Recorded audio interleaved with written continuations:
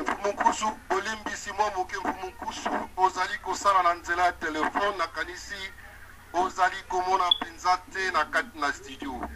Na kati na studio Olimbisi otelemele bisika oyo tukoloba makambo ya kolia biloko ya lutu na libende ezali kopesa ba maladi na kanisi na kusulo maloba. Puisque na kati ya studio toyambi moko oyo azali na lepite soki pasteur ou évangéliste puisque totalaka ye abengami na kombo ya papa azambwa na Joaquine. Nakanisi alandaka yo kati na bokebi pe nakanisi pe akomaka pe basije mingi o totalaka pe na internet oyo esopozaka mingi na boyebi ya biso ya kiboyindo. Lokola akoti na kati na radio bien ki ozali kosala na nzela telefone toyebi te soka azali na motuna kotuna ou avant likambo ya koloba. Nakanisi na okende mbangu epa papa Joaquim koya kopesa ye maloba. Mais loko ekozala le plus important toya na o tolobi ete boyebi. Po boyebi yango nde kokangola loposo moyindo. Papa Joaquim, papa Ndombele aye na mboka na yo aye kopesa yo maloba matondo. Ya merci bandeko boza kolandanga. Ozali koyoka yo 5 sur 5 mekasi yeba ete Mfumunkusu ala nzela telefone peut-être unité koki kosila soki motune ezali bien likambo ya koloba lekarango na mwa lombango matondo. Ça va, merci mingi na pesi bandeko nyonso mbote kuna. Prochainement soki papa Nkusu akozala na telefone na banza ngam na ko sponsoriser ba minute ezala ebele po na lukaka ye boyebi ngai très bien. Parce que na koma pe mingi na tsape ba commentaire mingi na ba émission na mingi asala kuna pour des raisons mi bale kaka. Choix oyo nga na pesa kana papa Nkusu ou bien alingi to sala e musée national ya Bokoko qui est aucun mal partout que na monde on okuta ba musée ezali pona ko reconnaître Bokoko mais ce n'est pas que poto zonga ba buzoba wana ba machine wana ba vapeur to zalaka na ngome po bana baza kokola ba seka na bango koma fono ezali ko salela. Biloko ya boy okuta wana ba culture nyonso ezali nya aucun mal poto promoter papa Nkusu na côté ba musée. Mais ce qui papa Nkusu a touché côté spiritualité, c'est là où moi j'ai des sérieux problèmes avec lui parce que Aza l'un des destructeurs ya mœurs ya société na biso. Ba matea na mingi za ko ya wana concernant Bokoko, il est incapable depuis toujours ya ko prouver biso ete makama Bokoko eza vraiment na valeur o to ko regretter du fait que Mundele ayela biso un changement ya civilisation. Biloko na yango kana zela papa Nkusu un jour na kokanga ye na émission kaka ngai na ye to ko débattre yango pona landi ba émission mingi concernant la Bible et comment il attaque aza mwana ya ba Congo ngape na za mwana ya ba Congo na yebi makolo na ye na Matadi na yebi makolo na ye ti na Kinshasa kuna. Je peux déjà confirmer que le Bas Congo est la région leader na côté spirituel, mais Bas Congo yango pe mute détruire moral ya Congo. Tous ces désordres boza komona na balabala o mwana balese kindoki o lipa aliaki na butu boina bo, ce sont des choses qui sont promotées à partir du Bas Congo na niveau spirituel ya bakimbangisme na bakimpevan longo et puis maladie yango eza contaminé na ba région nyonso et dégâts nango qui est la conséquence d'aujourd'hui batunet bankusu bakoni pe ko profiter ko yana ba balabala pona ko promoter culture na ye. Donc ya ko minimiser mutu. Oui, oui. Bana biso no papa Joaquim yo kanga nazali botunali kotambusa masolo. Oui. Toko pesa yo chance moko atamukete ya koloba bato lokola. Sala mpe na botosi. Sala bosalela botosi po botosi ezongela yo. Tolobi bien papa Joaquim vous allez bienvenue. Na kanisi toyambi kati na bosembo. Biete radio oyo ezali pona ko maboyebi.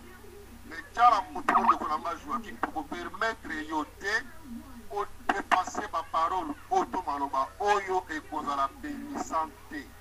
Yakana maloba oyo ya botosi. Merci mingi pour la remarque pesinga na zu yango. Raison na lobeli bongo parce que naza ko yeba aba commentaire nini papa Nkusu atia. O eza ko senga ke ye moko ami matisaka na niveau ke batu toza la diviser na banani ba ko respecter ye na banani to kozanga ko respecter mais pour na respect la émission oyo na retirer ma parole là, mais ça boulé na bois que papa Nkusu aye ba été, je ferai face avec lui. À vous l'antenne. Matonde mingi biso ndeko na biso toladio kitoko papa Joachim toyoki malamu proposition na yo proposé ezalaka mpe sure ya papa Ndombele oyo olukaka ezalaka mpe sure ya papa Ndombele oyo tunaka ndenge oye epa na biso tobeteli balongo maboko tobeteli bango susu maboko makasi tozozela yo papa Joachim Zwambwana na maboko akofungwana soki okosenga tere yo na papa Nkusu papa Joachim tokotika tere wana tokotika mituna kati na bayini melanda principe na biso eza awa ezali ya komema boyebi bisika boyebi ezali te orke boyebi eyaka selon basujet to bana kodebate na basujet to bana kodebate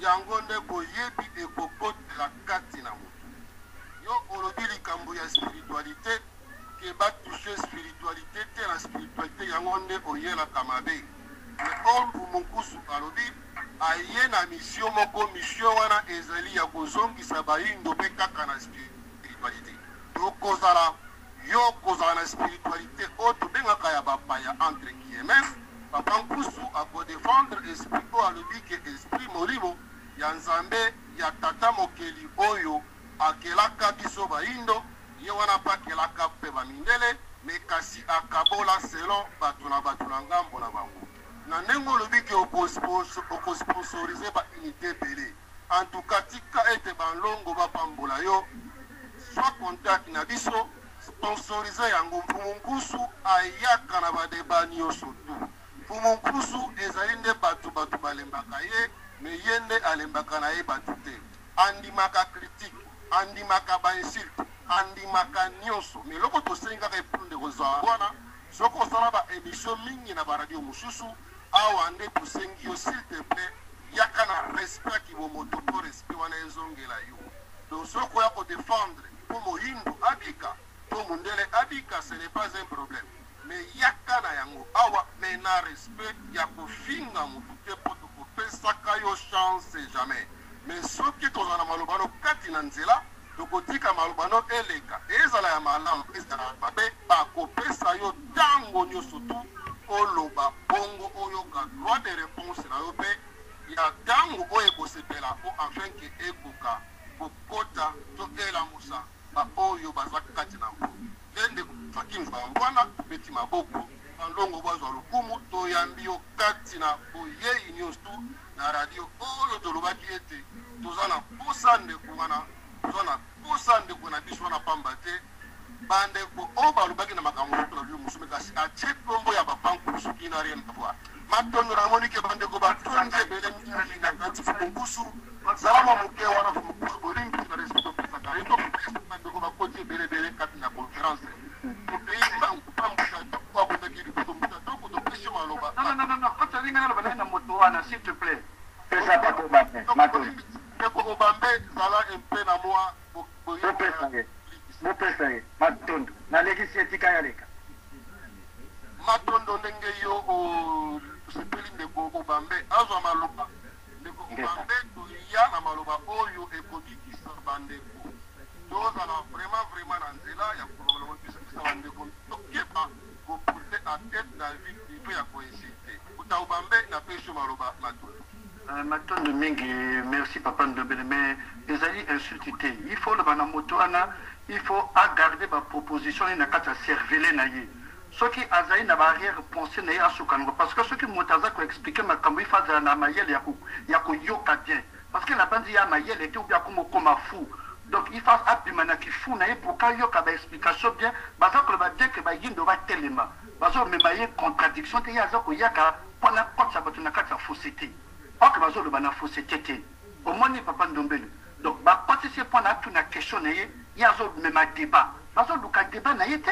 Soka lingi débat adjela mo comme ça bomba ba débat na ye pour l'instant biso ba yindo toi na besoin de débattre. Biso toi na besoin ko kenda liboso pour ba proposition et ko bimisa biso to tombola Afrique. Donc pour l'instant, tu as dit na bateau azo ko bondele sous le poste moyen de lokola ya zo kene nango wanaki. Ce qui azo kene ninga c'est pas la peine à se mettre en connexion na radio. Ndeli comme on le bané yango wana. Matondo mingi.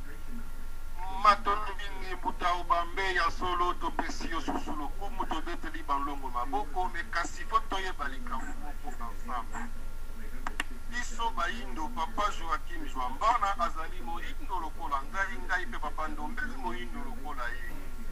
Or normalement ndeko na ngai soki totali malamu biso na papa Joachim Jouambana sengela kito yambana.